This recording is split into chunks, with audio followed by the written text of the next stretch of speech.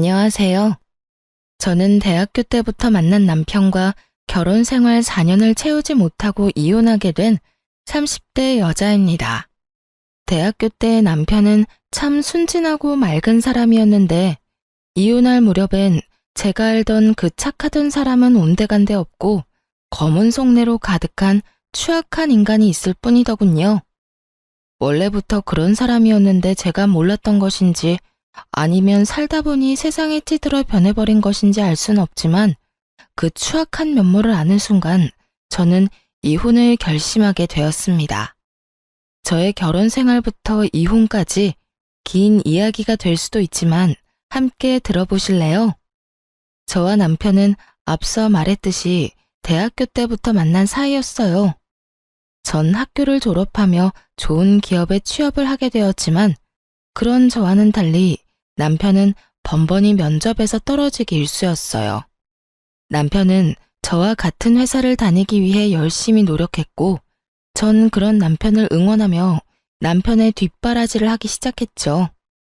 그렇게 물심양면으로 남편의 취업 뒷바라지를 한 지 2년 끝에 남편은 드디어 저희 회사에 입사를 하게 되었고 남편의 합격 발표가 나던 날 저에게 프로포즈를 해 결혼까지 하게 되었던 것이었어요.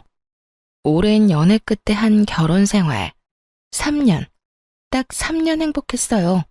3년 차에 되던 해에 저는 임신을 하게 되었고 얼마 지나지 않아 유산까지 하게 되었습니다. 첫 아기를 잃은 슬픔에 저는 몸도 몸이지만 마음마저 많이 망가져만 갔고 잠시 회사를 휴직하고 쉬어가는 시간을 갖게 되었어요.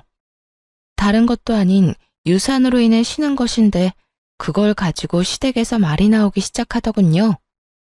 요즘은 맞벌이 해도 먹고 살기 힘들다고들 하던데 그렇게 쉬어도 되니? 저 이제 일주일 쉬었어요, 어머님. 그리고 쭉 쉴 거 아니고 어느 정도 회복되면 복직도 할 거고요. 저 하나 쉰다고 저희 집 망하면 그게 더 이상한 거 아닐까요? 그건 그렇다마는 될 수 있으면 빨리 복직해. 우리 아들이 힘들지 않니? 일주일이든 한 달이든 너는 이렇게 쉬면서 우리 아들 돈이나 펑펑 쓸 텐데 우리 아들만 밤낮 없이 고생하면 너무 불공평하지 않니? 원래 저의 도움으로 남편이 좋은 회사에 취업까지 하게 되었다며 저에게 잘 대해주던 시모였는데 제가 잠시 쉬게 되니 남편 돈으로 호의호식한다며 탐탁치 않아 하는 속내를 감추지 않고 표현하더군요. 남편이 취업을 준비하는 그 시간 동안 돈과 시간을 아낌없이 투자했던 저에게 그런 말을 하니 황당하기도 하고 섭섭하기도 했어요. 하지만 그 당시엔 제가 한마디를 하면 10마디, 20마디로 돌아오는 시모의 잔소리에 대꾸할 여력이 없었기에 그냥 대충 상황을 얼버무리며 넘어가곤 했습니다. 그런데 제가 가만히 참아주니 그래도 되는 사람이라고 느꼈는지 점점 말은 독해져만 갔고 결국 유산 이야기까지 입에 올리더라고요. 돈도 못 벌어오면서 유산까지 하고 우리 아들이 아주 상전을 모시고 사는구나. 너 유산 핑계로 내 아들 밥도 안 차려주고 그런 건 아니지? 시모는 넘지 말아야 할 선을 거침없이 넘고 있었고 결국 전 참지 않고 시모의 막말에 맞서기로 했습니다. 어머님, 입은 비뚤어졌어도 말은 똑바로 하셔야죠. 돈을 못 벌어온 것이 먼저가 아니라 유산을 한 게 먼저예요. 그리고 유산한 것도 제가 무슨 큰 잘못을 해서 유산한 게 아니라 어쩌다 보니 불행이 닥친 일이었다고요. 누가 유산한 게 네 잘못이라고 했니? 왜 발끈하고 그러니? 너 그러다가 시어머니랑 맘먹겠다. 어머님이 말만 안 했다 뿐이지 모든 게 다 제 잘못인 양 말했잖아요.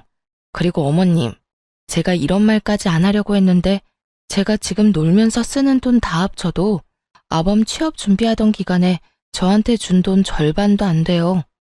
절반이 뭔가요? 그 절반도 아마 안 될 거예요.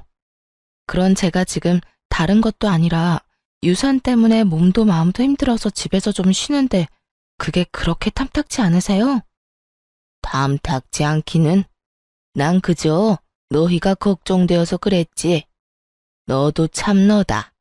아직까지 네가 내 아들한테 해준 돈 계산이나 하고 있었니?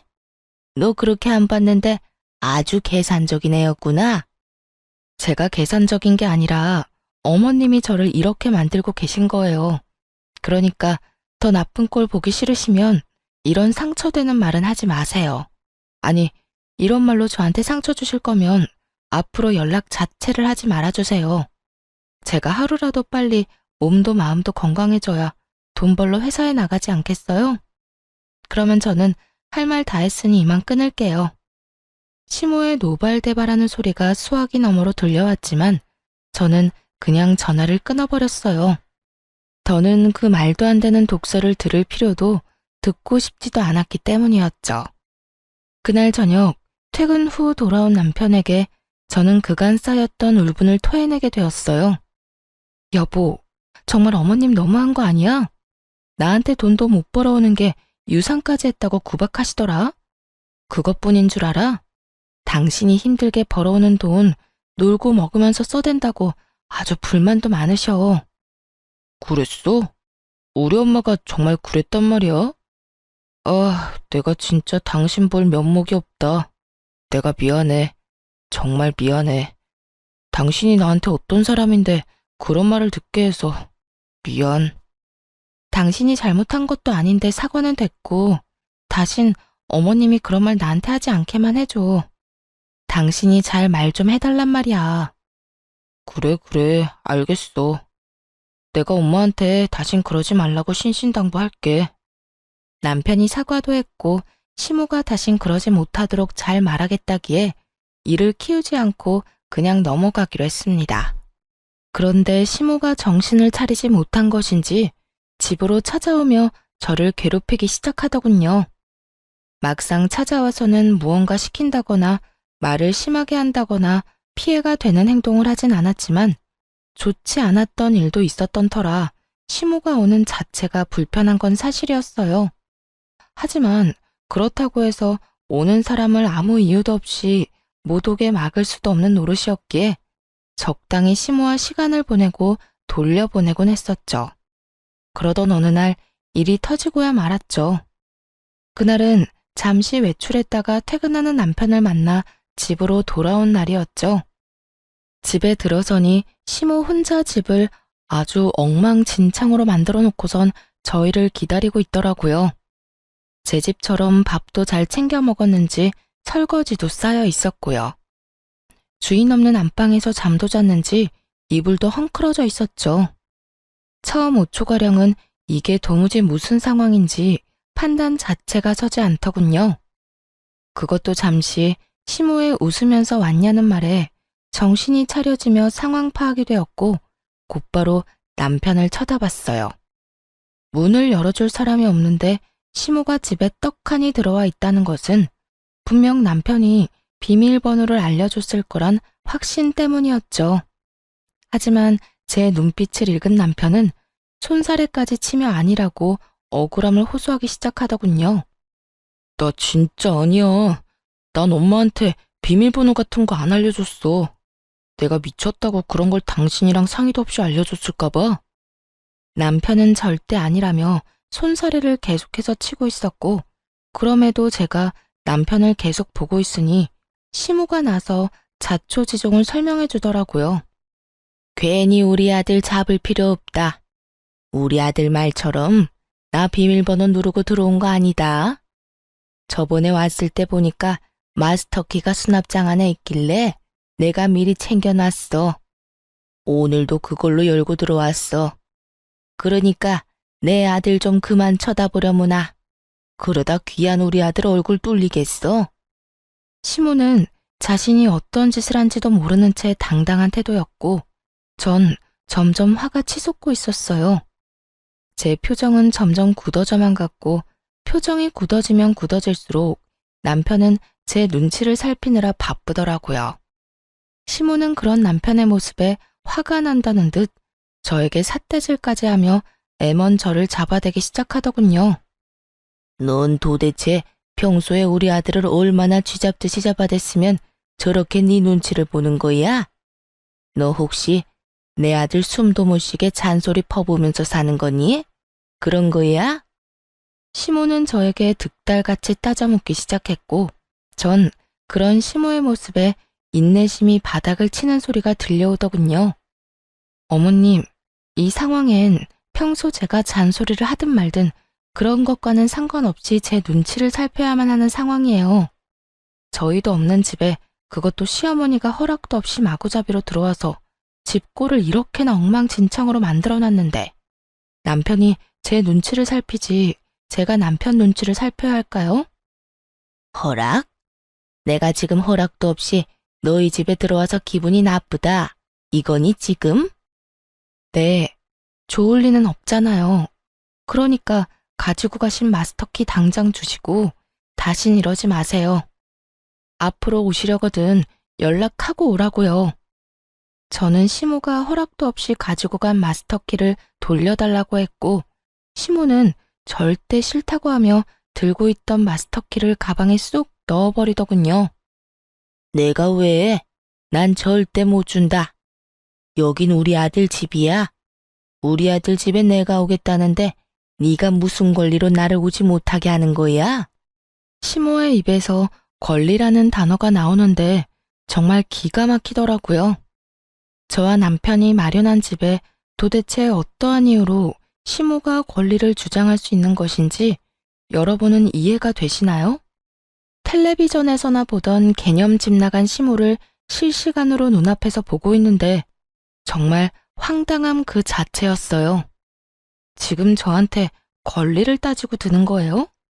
이 집, 저랑 남편이랑 정확히 반반 내고 마련한 집이에요. 그러니까 권리가 있다면 어머님보다 제가 더 있지 않겠어요? 전 어머님이 이런 식으로 허락도 없이 들락날락하는 거 너무 싫습니다. 그러니 키 당장 주세요. 싫다고 분명 말했다. 그러면 이렇게 하면 되겠네. 네 말대로 절반은 네 집, 절반은 내 아들 집이니 앞으로는 들어와서 절반만 사용하면 되지 않겠어? 그러면 됐지? 지금 그걸 말이라고 하세요? 집이 무슨 사과도 아니고 반쪽 딱 가른다고 그게 딱 갈라지나요? 우길 걸 우기세요, 제발. 아무리 어머님이라고 해도 아무도 없는 집에 이렇게 마음대로 들어오는 거 너무 무례한 행동이라고요. 무례? 너 가족끼리 말이 너무 심한 거 아니니? 다른 사람도 아니고 네 남편 엄마야 내가. 그런 내가 내 아들 집에도 마음대로 못 오면 어딜 마음대로 가라는 말이야? 어딜 마음대로 가기는요. 어머님 집 있잖아요. 거기나 마음대로 다니시고 저희 집엔 이런 식으로 마음대로 오지 마세요. 감정이 격해진 시모와 저는 언성까지 높이며 싸우게 되었고 점점 더 심각해지자 남편이 시모를 끌고 집에서 나가더라고요. 그렇게 시모가 가고 난 후 전 곧바로 사람을 불러 도어락 자체를 바꿔버렸어요. 그렇게 해도 화가 가라앉지 않아 씩씩거리고 있는데 시모를 시댁에 데려다주고 돌아온 남편이 바뀐 도어락을 보며 쭈뼛쭈뼛 입을 떼기 시작하더라고요. 꼭 이렇게까지 해야 해? 너무 과하지 않나 싶은데. 전 기가 막혀 콧방귀를 끼며 하나도 치우지 않아 여전히 엉망인 집을 가리키며 쏘아붙여 주었죠. 과한 건 내가 아니라 어머님이야. 입장 바꿔서 생각해봐.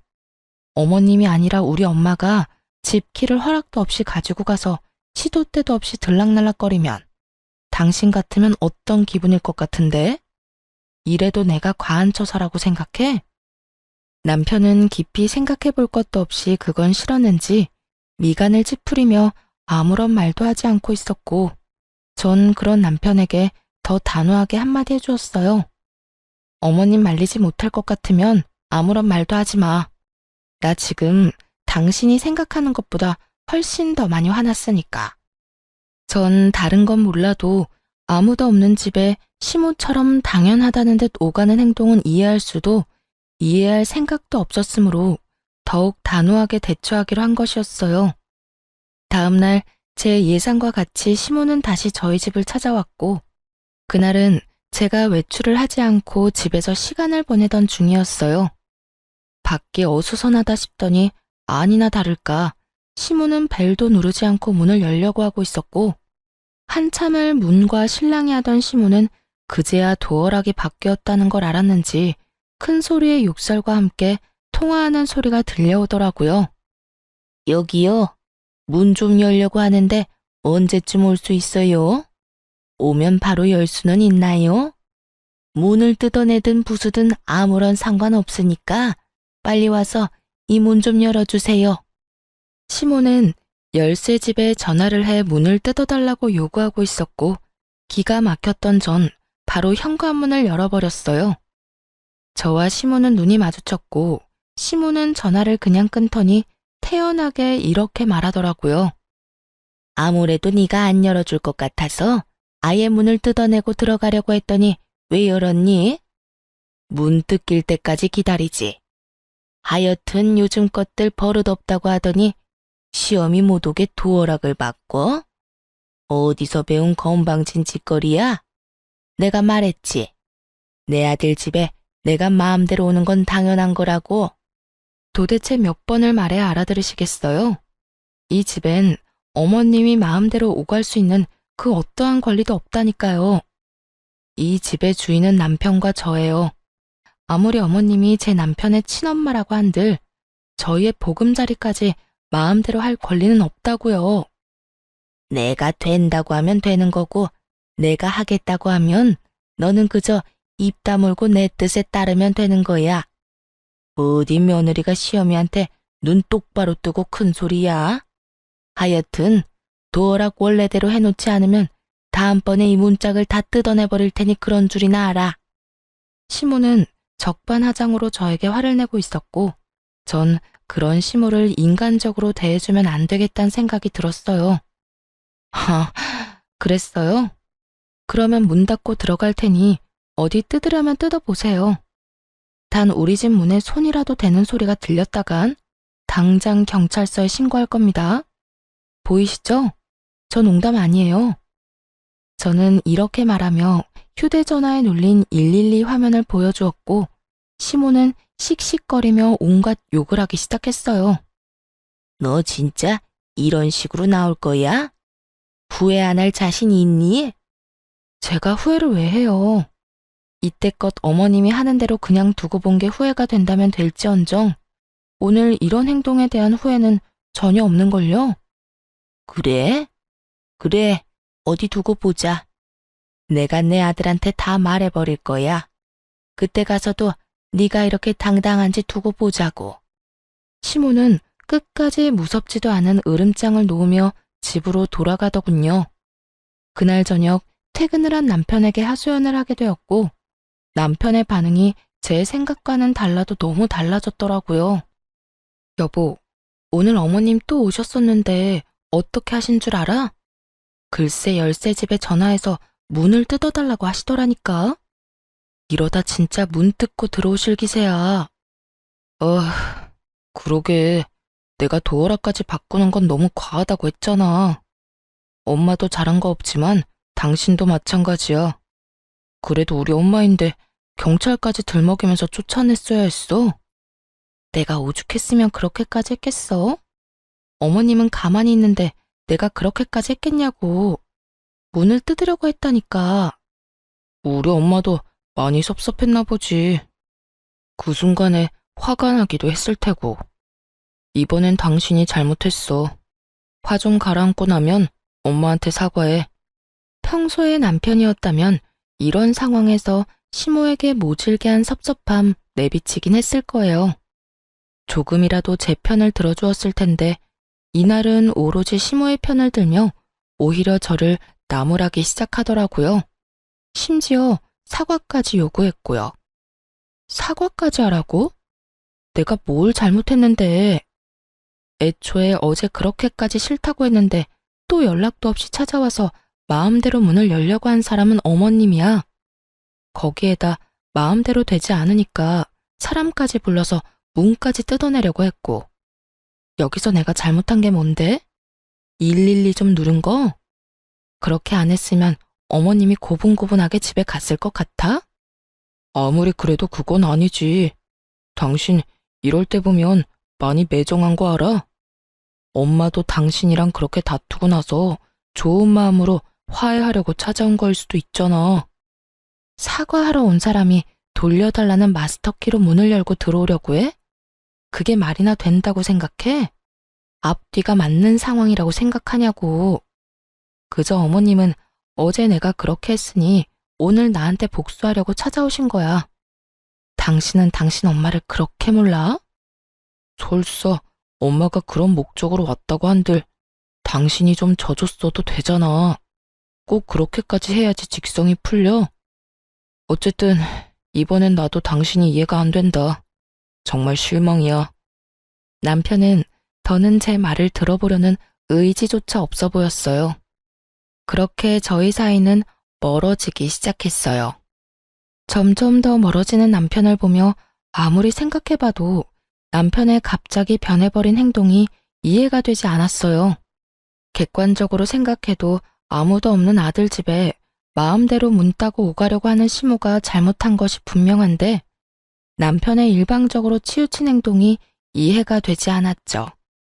남편과 결혼 이후 처음으로 크게 싸운 것이 되었고 전 남편이 이해되지 않는 것을 넘어 의심스러워지기 시작했어요. 거기에다 시모가 잠잠한 것도 이상했죠. 시모의 성격상 그런 일이 있었다고 한들 저희 집으로 찾아와도 몇 번을 찾아와 난리를 부렸어야 하는 사람인데 찾아오기는커녕 연락조차 오지 않더라고요. 남편은 저와 사이가 좋지 않다는 걸 핑계로 집으로 돌아오는 시간이 늦어지고 있었고 남편을 오래 봐왔던 시간만큼 누구보다 남편을 잘 알던 저는 우리 관계를 위해서도 뒷조사가 필요하다고 생각했어요. 무엇보다 이상한 건 저를 대하는 남편의 태도였죠. 여보, 요즘 너무 늦는 거 아니야? 야근을 강요하는 회사도 아닌데 이렇게 늦게까지 뭐 하다 오는 거야? 알아서 뭐하게? 어? 나는 걱정되어서 그렇지. 요즘 우리 사이 안 좋은 것 때문에 일부러 이렇게 늦게 들어오나 싶어서. 잘 알고 있으면서 묻기는 왜 물어? 당신 말대로 당신이랑 나랑 요즘 사이도 안 좋은데 집에 일찍 들어와봤자 기분밖에 더 상해? 그래서 밖에서 친구들도 만나고 만날 사람 없으면 혼자 걷다가 오는 거니까 신경 쓰지 마. 그러지 말고 우리 화해하자. 우리 문제로 싸운 것도 아니고 어머님 문제로 일어난 싸움 이렇게까지 길게 끌고 가봤자 우리한테 남는 게 뭐야? 당신도 편한 집 두고 밖으로 나돌게 되고 나는 집에서 그런 당신 걱정하게 되고 서로한테 이로울 게 없잖아. 당신한텐 이 문제가 그렇게 간단할지 몰라도 나는 이번 일을 계기로 당신한테 정다 떨어졌어. 한동안은 당신이랑 멀리하고 싶다고. 그러니까 그런 줄 알고 나한테 신경 쓰지 마. 이렇듯 남편은 저와의 관계 개선에 대해 전혀 의지가 없어 보이더라고요. 결국 전 흥신소의 남편을 의뢰하게 되었고 흥신소의 연락을 기다리고 있었죠. 그렇게 애가 다 타도록 연락을 기다리는 와중 평소 가까이 지내던 부장님에게 연락이 왔더라고요. 이제 복직을 슬슬 하면 어떻겠냐고요. 부장님과 대화를 나누어 본 저는 복직을 결정하게 되었고 복직을 준비하는 와중 흥신소에서 연락이 왔더라고요. 안녕하세요, 사모님. 이게 바깥분께서 외도를 저지르고 있던 게 맞더라고요. 상대는 같은 회사 다니고 있는 여자로 1년 가까이 만나온 것으로 추정되고 점심시간에도 함께 시간을 보내며 일 이야기도 나누는 걸 보니 남편분께서 상간녀에게 많은 도움을 주고 있는 것으로 보였습니다. 자세한 건 파일로 보내드릴 테니 한번 확인해 보시고요. 더 궁금한 점 있으면 연락해 주세요. 전화를 끊고 난 후 떨리는 손으로 파일을 열어보니 정말 가관이더라고요. 남편과 함께 회사에 다닌다던 상간녀의 정체는 다름 아닌 제가 회사에 다니던 때 제일 아끼던 후배로 제가 여러모로 도움을 많이 줬던 후배였어요. 1년이라고 하면 시모와 제가 그런 일이 일어나기도 전이었는데 그때부터 남편은 외도를 저지르고 있었다니 정말 기가 다 막혔어요. 두 사람은 일을 하며 가까워졌는데 남편이 주로 상간녀의 일을 도와주고 있었다고 하더라고요. 알아보니 제가 휴직을 하고 난 후 회사에서 남편과 상간녀의 일 처리 능력이 향상되었다고 다들 칭찬이 자자했다고 하더군요. 참 헛웃음이 다 나더라고요. 그건 역시 남편이 저에게 도움을 구하면 제가 조언을 하며 도움을 줬고 제 조언대로 남편은 처리했을 뿐인 상황이었어요. 정리하자면 남편은 저에게 도움을 얻고 상간녀는 남편에게 도움을 얻으며 회사에서 자리 잡고 있었던 것이었죠. 제 뒷바라지를 받으며 제 덕에 취업을 한 남편놈이 이젠 내 덕에 외도까지 저지르고 있었다는 사실을 알고 나니 두 연놈을 가만두면 안 되겠더라고요. 그렇게 복수를 계획하며 이혼을 준비하는 사이 복직 날짜가 다가왔고 전 서류들을 준비해 남편도 모르게 회사로 출근을 했어요. 출근을 하니 회의실에서 남편이 발표를 하고 있더군요. 1년을 이끌어갈 신규 사업 기획에 대해 발표하고 있었는데 전 그 회의실로 지체하지 않고 들어가 그 회의를 멈춰버렸죠. 잠시 멈추시죠? 갑작스러운 저의 등장에 남편은 크게 당황한 눈치였고 상간녀 역시 저와 남편의 눈치를 살피느라 바쁘더군요. 전 오래전부터 준비한 자료들을 직원들에게 보여주며 준비한 말을 꺼내기 시작했어요. 애초에 이건 제가 오래전부터 준비했던 아이디어인데 왜 차대리가 발표를 하고 있는 걸까요? 차대리, 이유가 뭘까요? 그래요. 부장님이 갑작스럽게 연락이 와 복직을 권했던 이유는 다름 아닌 이것 때문이었어요. 남편은 저도 모르게 제 노트북에서 제가 오랜 시간 동안 공들여 기획 중이던 아이디어를 마치 본인의 아이디어인 양 회사에 제출했고 제가 이 아이템을 구상하던 당시 함께 머리를 모았던 부장님이 저에게 연락을 줬던 것이었죠. 자료를 보니 상간녀도 팀원으로 이름이 올라와 있던 것으로 보아하니 상간녀 역시 모든 사실을 알고도 묵인하고 있었던 것이었어요. 저는 모든 사실을 알리며 남편에게 어떻게 된 일인지 물었고 당황한 남편은 그게 무슨 소리냐며 자신의 아이디어라고 딱 잡아떼기 시작하더군요. 그게 무슨 말씀이세요? 이건 제가 오랫동안 생각하고 기획한 제 아이디어라고요. 혹시 제 노트북 보셨나요? 제 노트북에도 이런 자료를 저장한 것이 있는데 그걸 그대로 뽑아와서 이러는 거 아니냐고 묻는 겁니다. 차들이야말로 제 노트북에서 이 기획을 훔쳐간 거겠죠. 양심도 없이 이게 무슨 짓입니까? 제가 그랬다는 증거라도 있어요? 내가 이 기획안을 훔쳤다는 증거라도 있냐고요.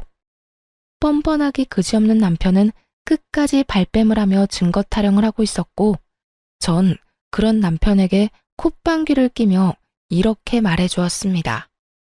증거는 없고 증인은 있는데요. 생각을 좀 해보세요. 하필 차대리가 이 발표를 하는 날 하필 제가 이렇게 복직을 해서 회사에 나왔는데 그게 다 우연이라고 생각해요? 증인이라니 설마... 네, 맞아요. 부장님께 연락받았어요. 저하고 부장님이 함께 기획하던 아이디어인데 차대리가 떡하니 차대리 이름 붙여서 기획서 올렸다고요. 그러니 내가 편안히 쉴 수가 있었겠어요? 그게 부장님이랑 짜고 거짓말하는 걸 수도 있잖아요. 두 사람 워낙 친하니까 나 물먹이려고 거짓말하는 건지 어떻게 알아요? 다들 믿지 마세요. 이건 전부 거짓말이라고요. 남편은 끝까지 이상한 소리를 해대고 있었고 그때 프로젝트를 진행하게 되면 함께하려 했었던 직원들이 나서주기 시작했어요. 저도 증인이에요. 저도 그 프로젝트 시작하게 되면 참여할 수도 있다고 기획안이랑 다 살펴본 적 있거든요. 그래서 차 대리님이 이 기획서로 발표하실 때 이상하다 하긴 했어요. 저도요. 저 역시 기획안 본 적 있어요. 여러 사람이 제 말에 힘을 실어주고 있었고 남편은 더는 우길 수가 없다 싶었는지 붉어진 얼굴을 하고선 저를 회의실 밖으로 끌고 나와버리더군요. 당신, 내가 잘 되는 게 그렇게나 꼴보기 싫었어? 아무리 그래도 그렇지 이건 너무하잖아. 당신이 이딴 식으로 나오면 내가 앞으로 회사 생활을 어떻게 해? 좋은 게 좋은 거라고 당신 노트북에서 묵혀 없어질 바엔 나라도 이렇게 꺼내주면 오히려 고마워해야 하는 거 아니냐고. 남편은 말도 안 되는 개소리를 참 뻔뻔하게도 내뱉더군요. 그리고 이 일이 잘 됐으면 내 진급은 따놓은 당상일 텐데 그렇게 됐으면 나만 좋아? 당신도 좋았을 거 아니야. 부부는 일심동체라고. 내가 좋아지면 당신도 당연히 좋아질 텐데 당신 때문에 다 망쳤잖아. 그나마 남아있던 미운 정마저 다 떨어져 나가는 느낌이 다 들더라고요.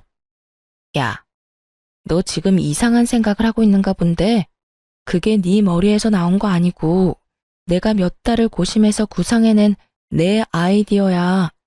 그런 걸 훔쳐가서 네 거인 거 마냥 발표까지 하다 들킨 주제 뭐? 나 때문에 다 망쳐? 정신 좀 차려. 아무리 부부 사이더라도 남의 아이디어 훔쳐가는 건 하면 안 되는 행동이야. 넌 초등학교 졸업도 못했니? 이런 건 초등학생 때 다 배우지 않아? 뭐야? 너 말 다 했어? 넌 그게 남편한테 할 말이야? 남편은 개뿔? 잘 들어.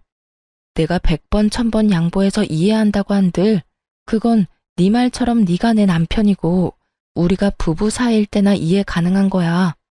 우리는 앞으로 부부 사이가 아닐 테니까 난 절대 이 일 그냥 넘기지 않을 테고 말이야. 뭐? 지금 나랑 이런 일로 이혼이라도 하겠다는 거야? 이혼이 그렇게 마음처럼 쉬운 줄 알아? 그리고 나야 남자니까 이혼해도 상관없다고 쳐도 당신이 이혼녀 딱지 괜찮겠어? 앞으로 잘 살아나갈 자신 있냐고. 남편은 주제에 저를 깔보며 이깟일로 무슨 이혼까지 하냐며 콧방귀를 뀌고 있었고 전 그런 남편을 향해 가방 속에 넣어뒀던 외도 증거들을 뿌려주었어요. 바닥엔 남편과 상간녀의 다정한 모습이 찍힌 사진들이 나뒹굴기 시작했고 그 순간 타이밍도 좋게 회의실에서 사람들이 쏟아져 나오더라고요. 바닥에 떨어진 외도 증거 사진들을 본 사람들은 저마다 놀람의 탄성을 자아내기 시작했고 상간녀는 자신의 얼굴이 찍힌 사진들을 급하게 주우며 고함을 질러대더군요. 보지 마세요. 보지 말라고요. 선배, 이게 뭐예요? 정말 너무한 거 아니에요? 이런 걸 이렇게 공개적으로 뿌리면 어떻게 하자는 거예요? 왜? 부끄러운 건 아니? 불륜이나 저지른 주제에 부끄러운 건 아냐고. 저 역시 상간녀를 향해 고함을 질러버렸고 상간녀는 사진을 줍다 말고 자리에 주저앉아 더 큰 소리로 고함을 고래고래 질러대더라고요. 우리 사이에 꼭 이렇게까지 해야 했어요? 꼭 이렇게까지 끝장을 봐야 했냐고요. 굳이 이렇게 하지 않아도 되는 일이잖아요. 우리 사이? 그래, 우리 사이 좋았지. 나도 널 아꼈고 너도 날 잘 따랐고. 그런데 그런 우리 사이를 끝장낸 건 내가 아니라 너랑 내 남편이지 않니?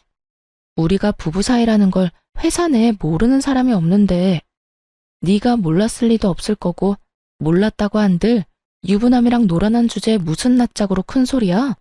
양심이 없는 거야? 아니면 그 얼굴 철판이 두꺼운 거야?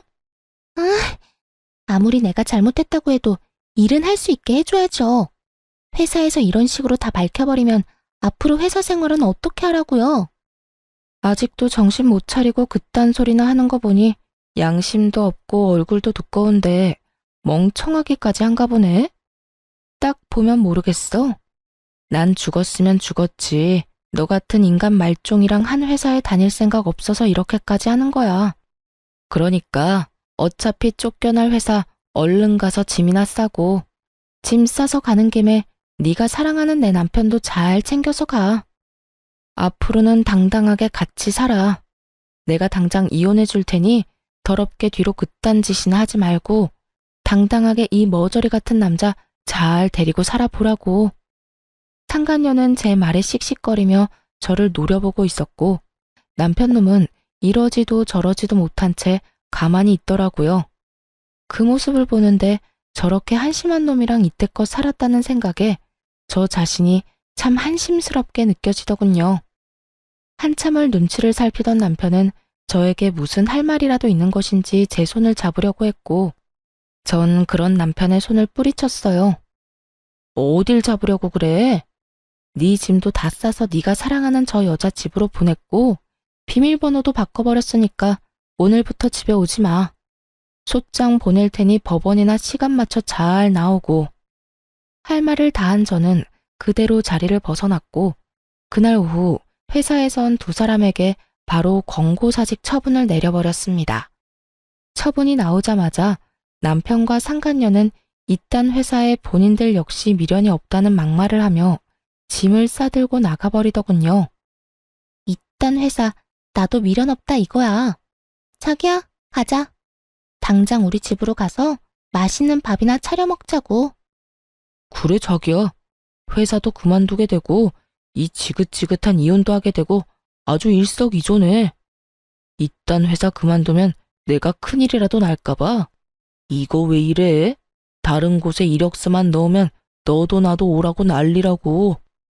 두 사람은 저에게 들으라는 듯이 자기라고 서로를 칭하며 나가버렸고, 전 그저 시간이 빨리 가 이혼만 끝나길 바라고 또 바랐습니다. 그렇게 저는 좀 더 쾌적한 회사 생활을 하며 이혼을 진행하게 되었고, 재산 분할부터 해서 두 사람에게 위자료까지 받고 성공적으로 이혼할 수 있었습니다. 이혼을 하고 난 후 얼마 지나지 않아 두 사람이 바로 재혼을 했다는 소식을 듣게 되었는데, 그 행복도 오래 가지 못한 것 같더라고요. 재혼 소식을 들은 지 3개월도 채 되지 않아 뻔뻔하게 상간녀에게 연락이 왔으니까요. 무슨 일이야? 나한테 더 남은 할 말이 없는 걸로 아는데. 선배, 나 미칠 것 같아요. 선배 때도 그랬어요? 글쎄 어머님이 계속 우리 집에 연락도 없이 찾아온다고요. 비밀번호 알려달라고 하는 거 안 알려줬더니 마스터키를 찾아내서 문을 막 열고 들어오는데 미칠 것 같다고요. 전 시모의 한결같은 그 개념 없는 행동이 그 순간엔 고맙기까지 하더군요. 상간녀의 말을 들어보니 전 시모는 여전히 아들 집을 제 집처럼 생각하고 있었고, 이번엔 먼저 비밀번호를 알려달라는 요구를 했다고 하더군요. 하지만 그것이 거부당하자 저에게 했듯이 마스터키를 찾아내서 아들 집을 제 집처럼 오가고 있었던 것이었어요. 하지만 상간녀 역시 이런 일을 당하고 있을 사람은 아니었어요.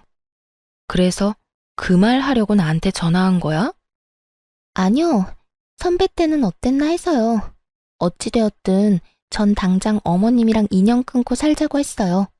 아니, 어떻게 그런 어머님이랑 왕래하면서 살겠어요? 내 아들 집이니 내 마음대로 오가겠다는 말이 요즘 세상에 가당키나 한 말이냐고요. 제가 당장 영 끊지 않으면 이혼이라고 하니까 2번 이혼은 싫은지 인연 끊겠다고 하더라고요. 전 남편은 2번의 이혼은 싫었는지 그렇게나 죽고 못 살던 전 시모와의 인연을 끊겠다고 했고, 상간녀는 자랑과 하소연을 오가며 그간의 모든 이야기를 다 풀어놓을 기세로 말하기 시작했어요. 그래서 할 말이 뭔데? 왜 전화까지 해서 묻지도 않은 네 사생활 이야기를 늘어놓는 거야?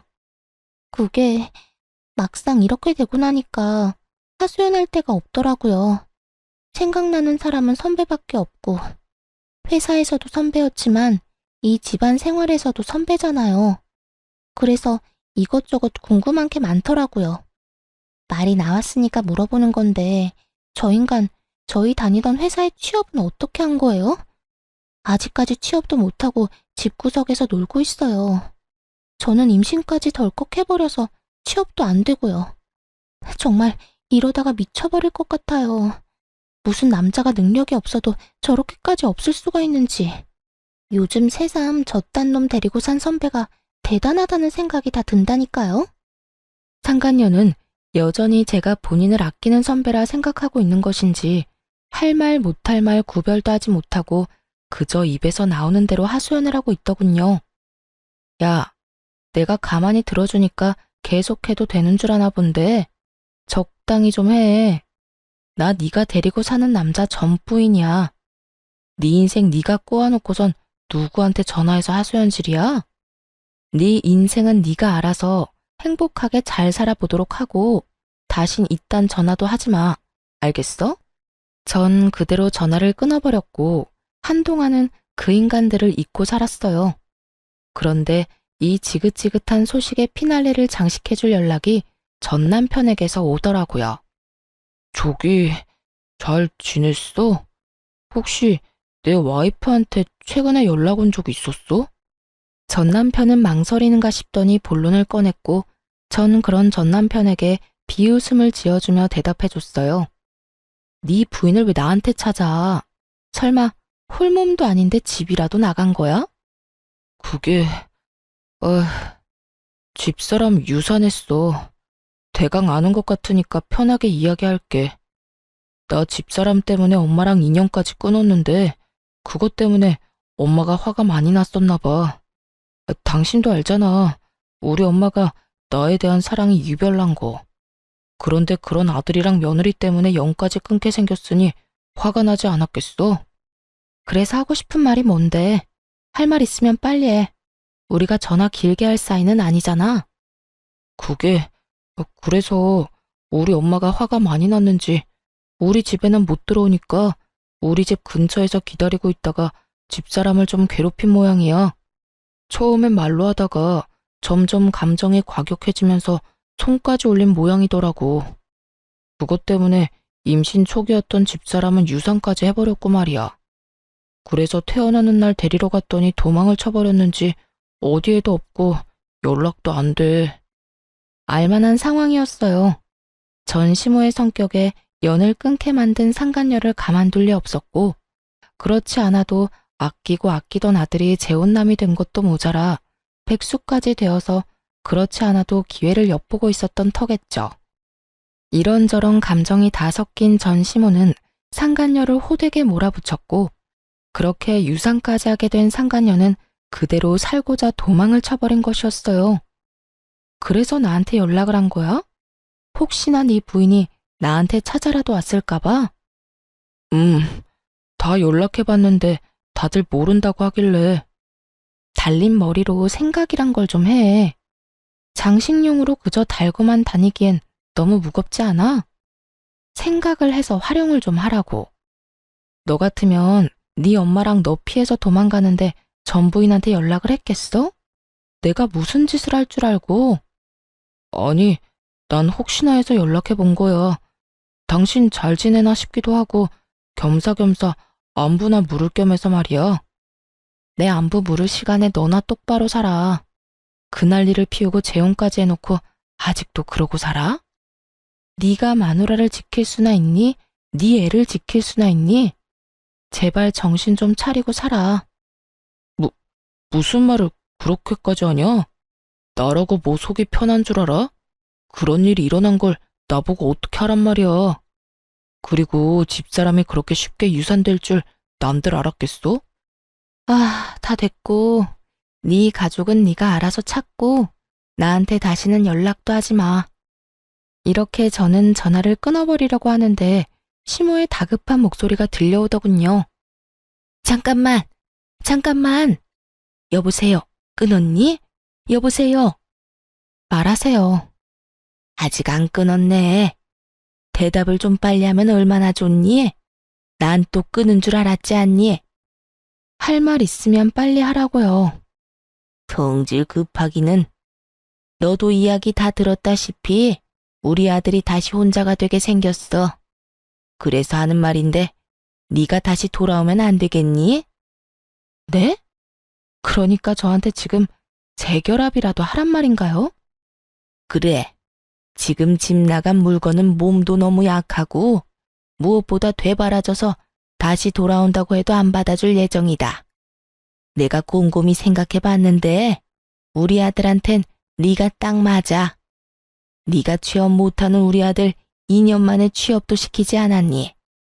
그러니까 이번에도 우리 아들이랑 같이 살면서 다시 한번 사람 구실하고 살게 만들면 되지 않겠니? 정말 감탄이 다 나오더라고요. 어떻게 사람이 뻔뻔해도 이렇게까지 뻔뻔할 수가 있는지 놀랍기까지 했으니까요. 하긴 조강지처였던 저는 3년 만에 그리고 재혼한 상간녀는 3개월 만에 내쫓았는데 이 정도 뻔뻔해야 가능한 일이었지 않나 싶기도 하더군요. 대답을 목이 빠지라 기다리는 듯 했고, 전 그런 전시모에게 크게 한 방 먹여주기로 했어요. 아줌마, 잘 들으세요? 아줌마 같은 인간이랑 가족으로 다시 엮일 바엔 평생 혼자 살 거네요. 뻑하면 아들 집이 내 집이다 하고 찾아오질 않나. 못 들어오게 하면 문을 뜯어낼 거라고 하질 않나. 그것뿐이에요. 아들하고 며느리 사이의 이간질은 물론이고 이번엔 뱃속의 손주까지 그 손으로 잃게 했다면서요. 그런 아줌마 며느리를 다시 하라고요? 내가 어떻게 이혼했는데 그 짓을 다시 하러 제 발로 가겠어요? 정신 차리세요. 정신 차리는 김에 아들 재혼도 못하게 하고요. 또 누구 인생 망치려고 아들 재혼을 시켜요? 그냥 그 능력도 없는 놈 끼고 평생 사세요. 시모는 입에 담지도 못할 욕을 하기 시작했고 마지막으로 으름장을 놓고 전화를 끊어버렸어요. 아줌마나 아줌마 아들이나 다신 나한테 전화하면 이번에야말로 경찰에 신고할 테니 그런 줄 알고 끊어요. 그렇게 전화를 끊어버린 후 저는 바로 번호를 바꿔버렸어요. 제가 알기론 퇴직금도 저에게 위자료로 주고 신혼집도 빚을 내서 마련한 집일 텐데 빚쟁이가 된 아들을 꼼짝없이 안고 살게 된 전시모나 빚쟁이 백수가 되어버린 전남편이나 인생이 제대로 꼬여버린 상간녀까지 그 앞날이 참 시궁창이었겠다 싶었네요. 그 후 전 회사에 다니며 잘 지내고 있어요. 한동안은 저의 이혼 스토리 때문에 떠들썩하긴 했지만 이젠 시간이 꽤 흘러 그 이야기를 꺼내는 사람은 없네요. 전 올해 진급을 했고 여전히 혼자인 채로 지내고 있습니다. 혼자인 자유를 만끽하고 있다고나 할까요? 주말엔 집에서 온종일 잠을 자며 충전의 시간을 갖기도 하고 혼자 영화를 보러 다니고 여행도 다니며 아주 만족스러운 시간을 보내고 있어요. 가끔 외로워질 때도 있지만 가끔 느껴지는 그 외로움마저 행복하게 느껴지는 걸 보면 이혼 참 잘했다고 생각하기도 해요. 앞으로도 전 저만의 인생을 위해 살아갈 예정이에요. 더는 누군가를 위해 헌신하는 것이 아닌 제 행복, 제 안위만을 위해 두 번째 인생을 멋지게 살아가 보려고요. 이로써 저의 긴 사연은 끝이 났네요. 긴 글 함께 해주신 분들 감사합니다.